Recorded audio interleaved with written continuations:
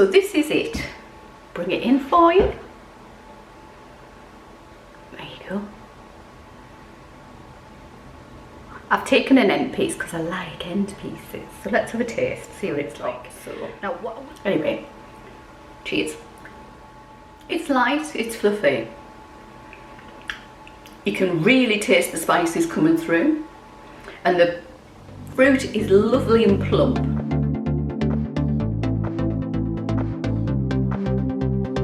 Hello and welcome to Eat These Words. Today I am going to be doing an old recipe that hails from Scotland.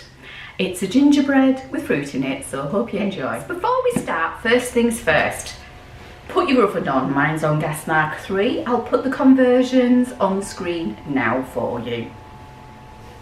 Line a 9-inch tin, could be round, square, whatever you want, or if you want to you can do a 13x9 tray.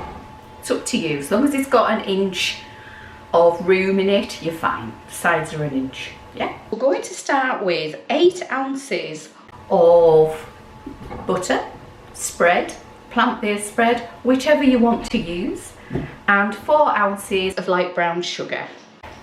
You can use dark brown as well if you want a slightly richer taste. Ooh, bang the place. And we're going to set this off to cream. I'll be back with you when it's creamed. About halfway through, stop your mixer. Ooh. Try and get my thing to the back because it's easier. There we go. And give your bowl a scrape down. We want all that lovely goodness from the butter, the sugar in our cake, and we want it to be creamed evenly. If you're doing this by hand, then it's not a problem. You'll be doing it as you go, so that's fine. Word of advice to the wise as well. Make sure you take your spread out a couple of hours before you need it to soften up. Really helps the process altogether. Now this is a Scottish recipe.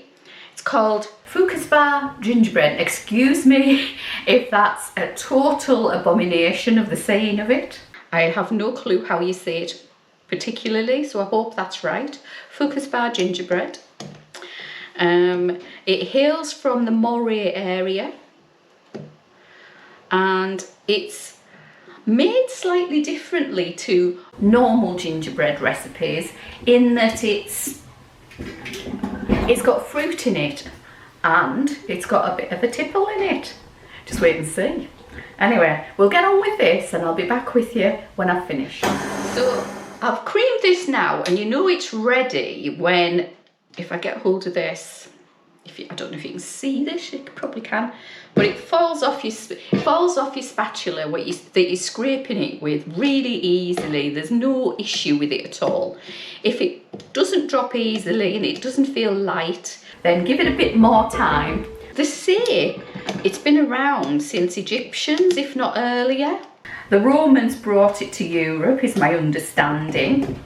We'd kind of have various different adaptations of gingerbread all across Europe. You know, you've got your Leberkuchen, excuse the pronunciation of all of these, Leberkuchen in Germany. You've got different variations even across the whole of the United Kingdom. I've got here 8 ounces of treacle, or molasses if you're American, and I'm going to pour it in to my mixture here. The whole lot's going in. This gives it its lovely rich taste, and it gives it its dark rich colour as well. And we're going to incorporate that with our machine here, with our mixer. And you want it really well incorporated. Right, once you've done that, it's time to take it off your mixer because we don't need our mixer anymore. So give your bowl a scrape down and check for any bits that haven't been incorporated, and give it a good, oops, excuse the wobble on the table, give it a good mix.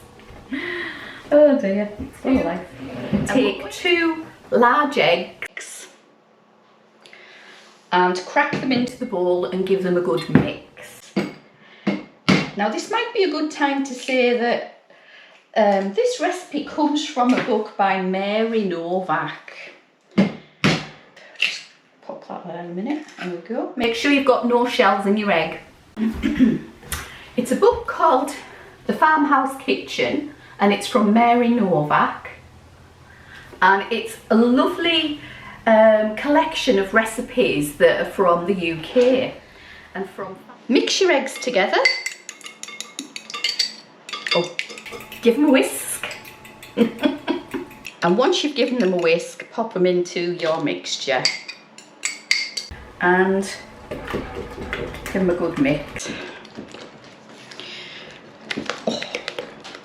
Now, gingerbread used to be used for medicinal reasons back in the day. Obviously, the ginger was good for digestive issues and nausea, which we still use it for today, to be fair. It's really good for nausea if you're not feeling well. I think it's an anti-inflammatory as well, if I remember rightly. We've got 1 pound of plain flour, so that's all-purpose flour going in there, along with, wait for this, 1/2 ounce of mixed spice, yes, 1/2 ounce. 1/2 ounce of ginger, absolutely. A teaspoon of cinnamon and a teaspoon of ground clove. And all of that's going in there. And we're going to sieve that into our cake mixture. Queen Elizabeth was known to be the first queen to give gingerbread men to foreign dignitaries when they attended her court. Now, I didn't know that. I thought gingerbread men came from America. Silly me. Why would I think that? Hey ho. And in the 17th century, there was actually a guild of gingerbread bakers. You weren't allowed to make gingerbread unless you were part of the guild. Who knew? I didn't know that. Fold that in as best we can.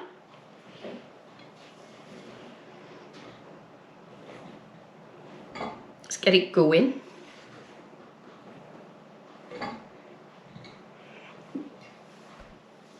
That's it.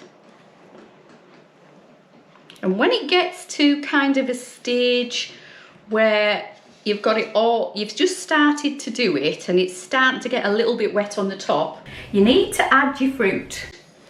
And in this instance, we've got 7 ounces of mixed dried fruit, which incorporates candied citrus peel, and 4 ounces of sultanas, and they're going in like that, along with 3 ounces of almonds, and that'll help to keep the cake lovely and moist. Now, this is going to be dry, but don't worry. Gingerbread has evolved over time. It used to be sweetened with honey back in the day. These days, as you've seen just now, we actually sweeten it with molasses or treacle and sugar itself. And our next ingredient is beer. And I've gone for a good old Scottish McEwan's Champion beer, because I thought stick with the Scottish theme. I'm going to put 1/2 pint of this beer into my jug.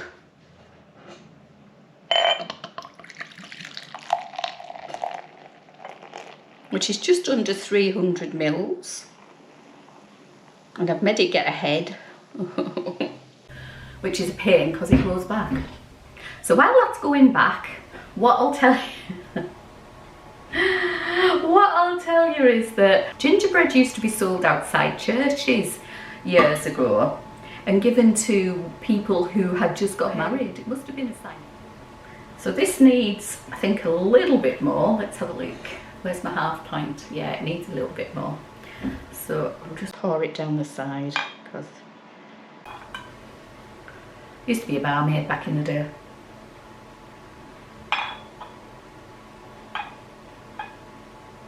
Now, there already is a gingerbread recipe on my channel. I'll link it in the description box below for you. That's a copycat of the Jamaican gingerbread recipe. It's gorgeous. And like all gingerbreads, it just gets better with time. So to my beer, my half pint of beer, I'm going to add bicarbonate of soda, and I'm going to add a teaspoon, and we've to mix it in. It will froth up, so make sure you've got it in a big jug. Look at this. Look at that. Love it. Give it a stir. They were very ingenious in how they did things years ago. They made do with what they had, which is, put that in the sink, which is the essence of British cooking really. It's use up and make do. So I'm going to pour this a little bit at a time and mix into my cake mixture. And make sure you get right to the bottom here. Okay, a bit more.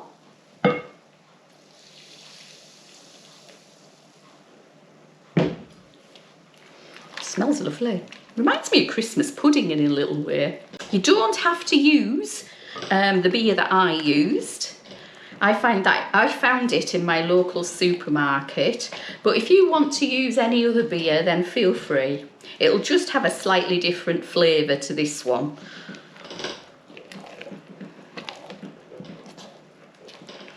And I've used, as you can see, the darker variety. So if you're American and you're doing this, you need a darker variety. I'm not sure how it would go with your beer, which is very pale, and to us it's a bit like lager in this country. Now what I will say is this actually does come out with fairly plump fruit, I have to say. You think it won't because I've put the fruit in without soaking it beforehand, but no, it comes out really plump. It'll soak up some of the juices from the beer, I would imagine. There we go, it's getting there. Try not to over mix it. Try not to. This is what it should look like. So it's got a little bit of a run on it, if you will. It moves.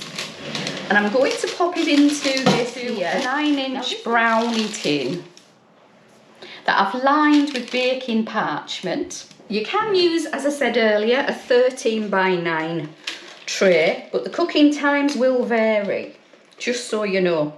Mine that I did the other day took an hour and a half. Once you've done that, pop it into your oven. This can take anywhere from an hour and a half to 2 hours to cook. So this is my Fochabers